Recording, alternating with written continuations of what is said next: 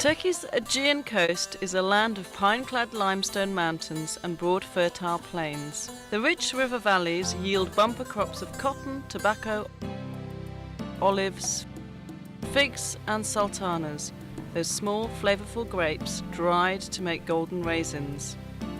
The Aegean climate is mostly mild and pleasant, with hot dry summers and cool rainy winters.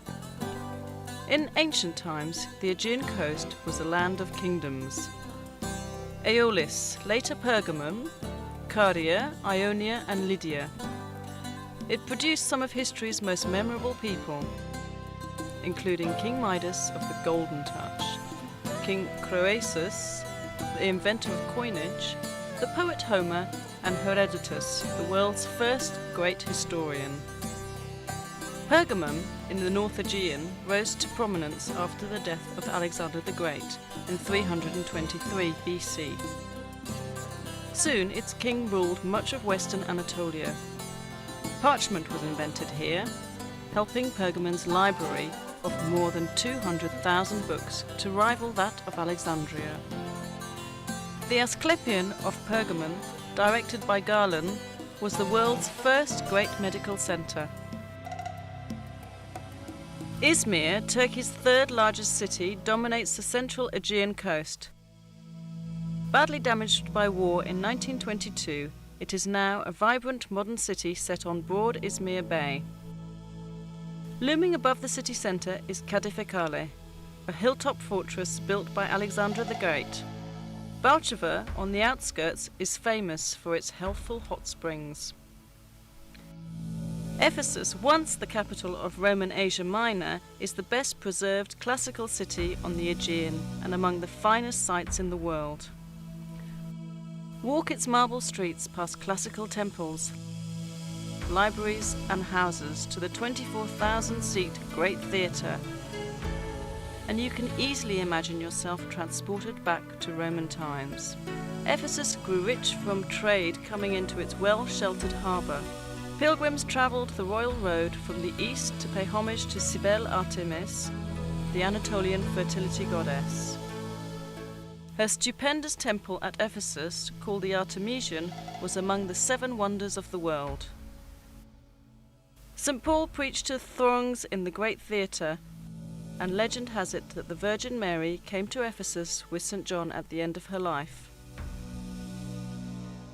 Among the highlights of a stroll through Ephesus are the 2nd century Library of Celsus, beautifully restored, the Temple of Hadrian from about the same time, the Odeon or Council Chamber, and the Prytaneum or City Hall.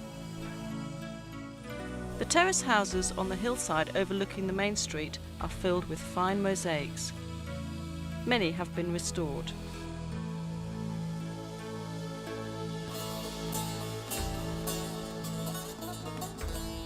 For an entirely different view, head eastwards into the mountains to Şirince, a charming town surrounded by vineyards and fruit orchards. Relax in one of its restaurants and enjoy a glass of local fruit wine. South of Ephesus, the ruins of ancient Priene are perched on a plateau backed by a sheer rock cliff. Beneath the plateau sprawls the broad floodplain of the river Meander, whose name is now used to describe twisting, turning rivers everywhere. Priene flourished during the 2nd century BC and was among the first cities to have a right-angle street plan. Set on this innovative street grid are Priene's great buildings, such as the Temple of Athena, the theatre, the gymnasium and the stadium. South, across the floodplain from Priene, is Miletus, an even larger and more important city with a freestanding 15,000-seat theatre. Built in Hellenistic times, the Miletus theatre was repaired extensively by the Romans and is still in very good condition.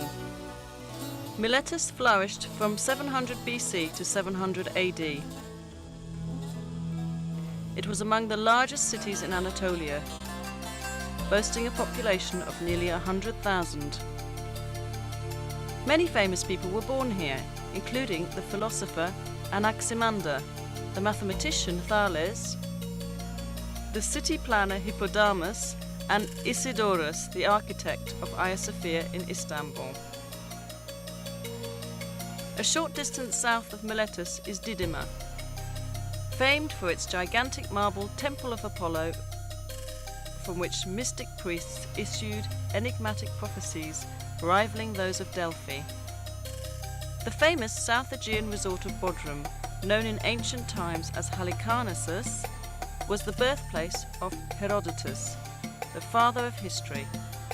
Halicarnassus enjoyed its great prosperity during the 4th century BC under King Mausolus.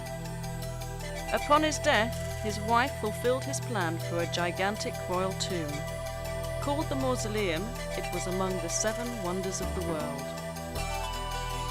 Crusader knights later built a romantic castle on the point of land between Bodrum's 2 perfect bays.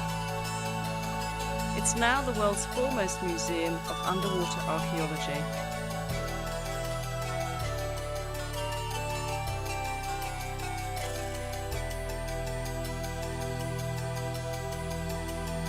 Today, Bodrum is among Turkey's favourite seaside resorts.